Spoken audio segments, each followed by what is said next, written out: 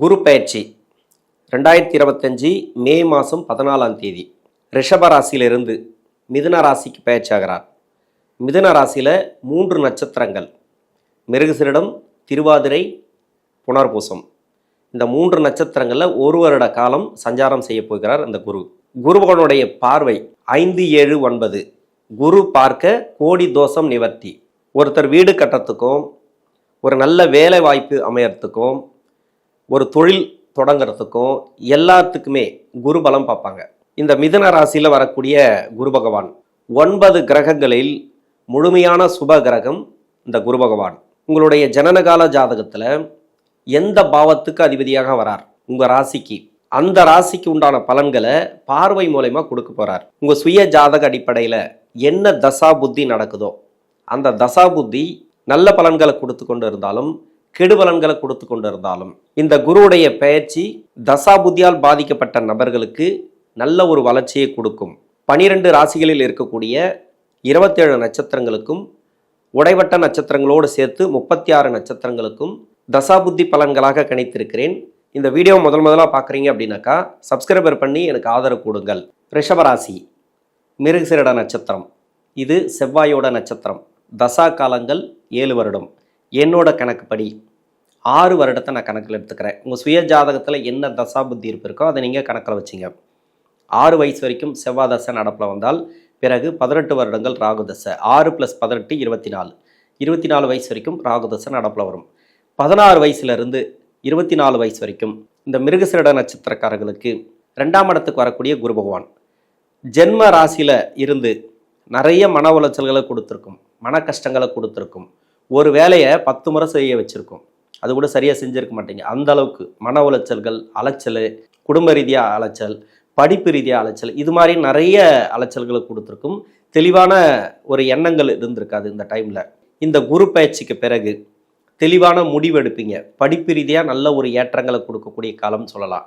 விளையாட்டுத்துறையில் இருக்கிறவங்களுக்கு நல்ல ஒரு வளர்ச்சி, போட்டித் தேர்வில் நல்ல ஒரு வெற்றி வாய்ப்புகள் உண்டு. அது ஸ்கூலில் இருந்தாலும் சரி, கலையில், அதாவது பரதநாட்டியம், எதுவாக இருந்தாலும் சரி, விளையாட்டுத்துறையில் இருந்தாலும் சரி, நல்ல ஒரு வளர்ச்சிகளை இந்த காலகட்டங்களில் பார்க்கலாம். பார்ட் டைமில் ஒர்க் பண்ணக்கூடிய நபர்கள் படிச்சுட்டே வேலை பார்ப்பாங்க, அவங்களுக்கெல்லாம் பொருளாதார வளர்ச்சியை கொடுக்கும். வேலை வாய்ப்பு ரீதியாக நல்ல ஒரு மாற்றம், அடிக்கடி வேலை கிடச்சிட்டே இருக்கும். ஏதோ ஒன்று அவங்களுக்கு இப்போ நைட் ஷிஃப்ட்டில் வேலை பார்க்குறவங்க, வீட்டிலேருந்து பார்ட் டைமில் ஒர்க் பண்ணுறவங்க, சைடு பிஸ்னஸ் பண்ணுறவங்க, இவங்க எல்லாமே படிக்கிற காலகட்டத்தில் ஒரு சில பேர் பண்ணுறாங்க. இவங்களுக்கு எல்லாமே நல்ல ஒரு வளர்ச்சிகளை கொடுக்கும் இந்த காலகட்டங்கள். ஒரு சிலருக்கு லவ் சக்ஸஸ் ஆகிறதுக்கான வாய்ப்புகள் உண்டு. நட்பு ரீதியாக நல்ல ஒரு பலமாக இருக்கும். நண்பர்கள் வழியில் நல்ல ஒரு மாற்றங்களை எதிர்பார்க்கலாம். வண்டி வாகன சேர்க்கையும் கொடுக்கும் படிக்கிற காலகட்டத்தில். 24 வயசு வரைக்கும் சொல்கிறது.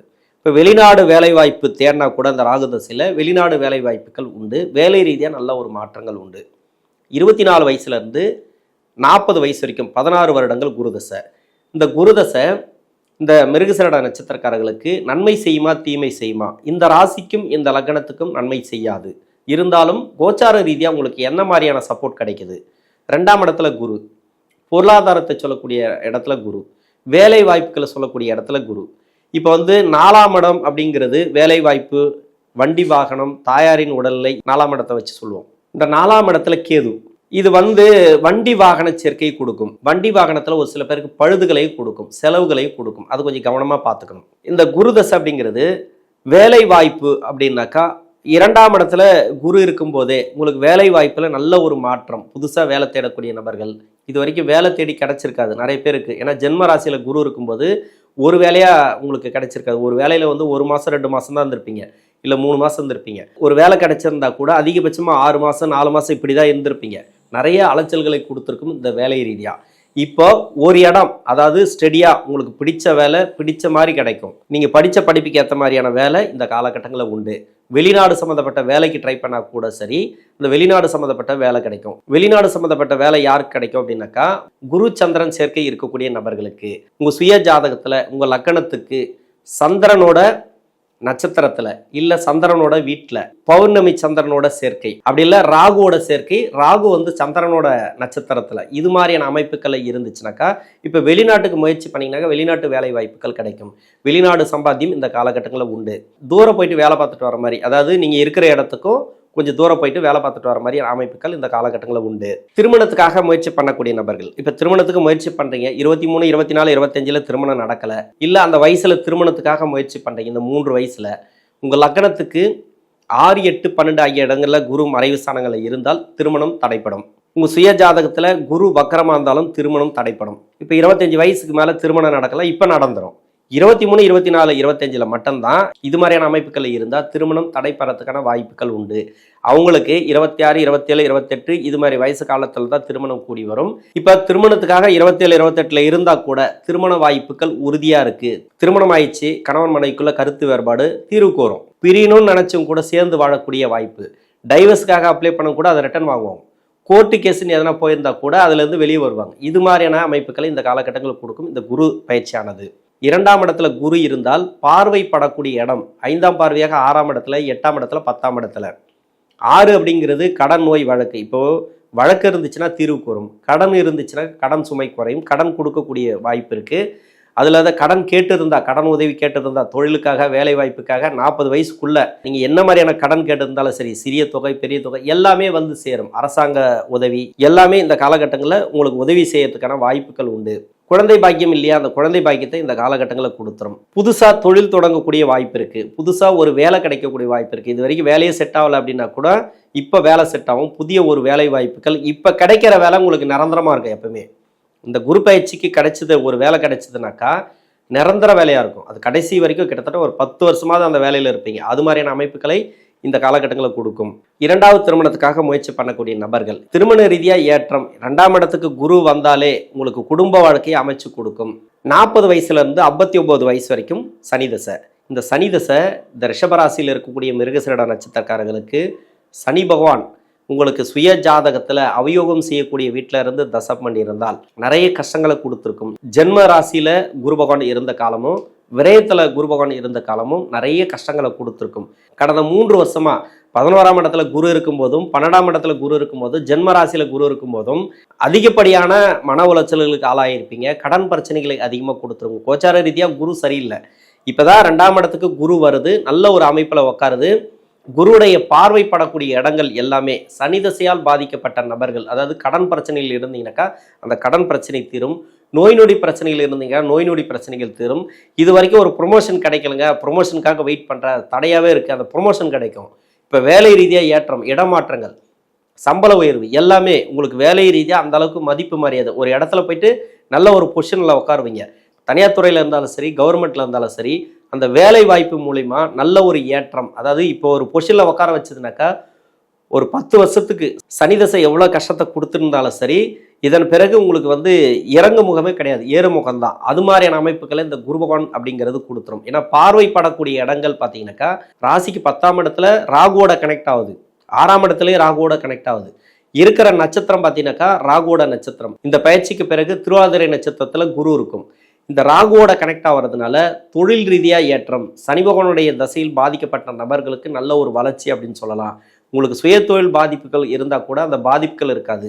59 வயசுக்கு மேலே 76 வயசு வரைக்கும் புதன் தசை.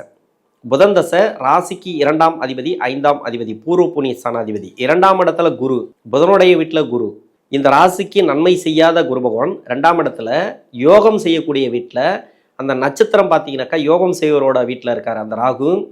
அருமையான வளர்ச்சி அப்படின்னு சொல்லலாம். வீடு கட்டக்கூடிய அமைப்பு, ஒரு ப்ராப்பர்ட்டி சேர்க்கை, இப்போ என்னென்னலாம் நீங்கள் எதிர்பார்க்குறீங்களோ அத்தனையும் ஒரு வெற்றி வாய்ப்புகளை கொடுக்கும், அத்தனையும் அடையக்கூடிய சூழ்நிலைகளை கொடுக்கும் இந்த புதன் தசையில். பூர்வ புண்ணிய ஸ்தானாதிபதினா சொல்லவே தேவையில்லை, பல மடங்கு நன்மைகளை செய்யக்கூடிய தசை தான் இந்த புதன் தசை. இந்த ராசிக்கு அவயோகம் செய்யக்கூடிய வீட்டில் இருந்து தசை பண்ணியிருந்தாலும் உங்களுக்கு கஷ்டங்களை கொடுத்து கொண்டு இருந்தாலும் இந்த குரு பயிற்சியானது சிறப்பு. கோச்சார ரீதியாக ராகு நல்லா இருக்குது, கேது நல்லா இருக்குது. சனி பகவான் லாபஸ்தானத்திலிருந்து அபரிவிதமான வளர்ச்சிகளை கொடுக்கக்கூடிய காலம்னு சொல்லலாம். ரொம்ப நாளாக ஒரு விற்கப்படாத நிலங்கள் விற்கும், ஒரு ப்ராப்பர்ட்டி சேர்க்கை கொடுக்கும், பழைய இடத்த விற்றுட்டு புது இடம் வாங்குறது, வண்டி வாகன சேர்க்கை, வாரிசுகளுக்கு வந்து அபரிவிதமான வளர்ச்சி, அதாவது தொழில் வளர்ச்சி. ஏன்னா 5ஆம் அதிபதினாக்கா வாரிசு தான், அது பூர்வ புண்ணிய ஸ்தானம் அப்படின்னாக்கா வாரிசு தான். அந்த பூர்வ புண்ணிய ஸ்தானாதிபதி தசைனாக்கா உங்களை விட உங்களுடைய வாரிசுகளுக்கு செல்லுபடியாகும் இந்த தசை.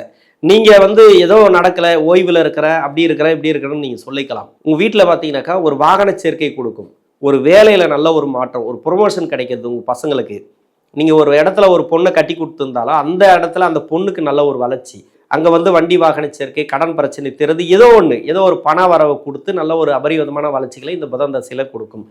தொழில் ரீதியாக நல்ல ஒரு ஏற்றங்களை இந்த காலகட்டங்களில் பார்க்கலாம். 76 வயசு வரைக்கும் இருக்கக்கூடிய புதன் தசை நடக்கக்கூடிய நபர்களுக்கு 76 வயசுலேருந்து 83 வயசு வரைக்கும், 84 வயசு வரைக்கும் கேது தசை.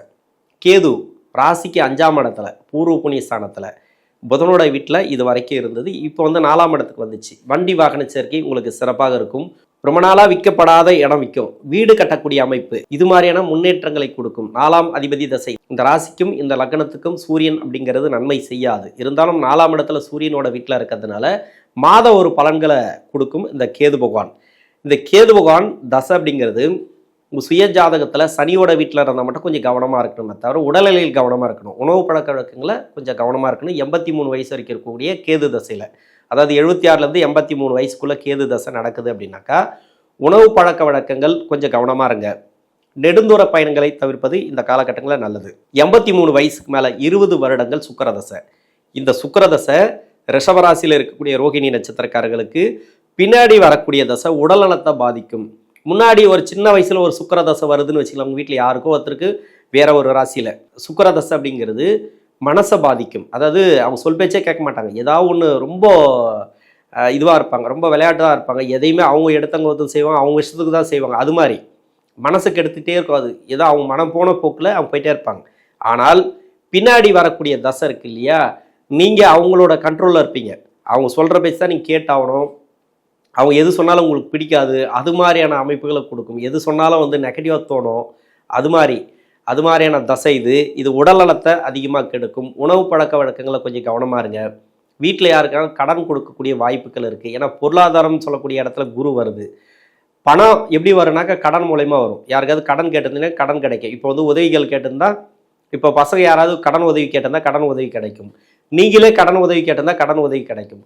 வழக்குகளுக்கு நல்ல ஒரு தீர்ப்பு, சொத்து ரீதியாக இருக்கக்கூடிய வழக்குகளுக்கு நல்ல ஒரு தீர்ப்பு, உங்களுக்கு சாதகமான தீர்ப்பு இந்த காலகட்டங்களில் உண்டு. தொழில் அமையக்கூடிய வாய்ப்பு, கடன் வாங்கியாவது ஒரு தொழில் பண்ணுவாங்க வீட்டில், அது மாதிரி வந்துடும் இந்த சுக்கிரதசையில். இந்த ரிஷபராசியில் இருக்கக்கூடிய மிருகசீரிட நட்சத்திரக்காரர்களுக்கு தச ரீதியாக நல்ல ஒரு மாற்றங்களை கொடுக்கும் இந்த 2ஆம் இடத்துக்கு வரக்கூடிய குரு பகவான். நன்றி.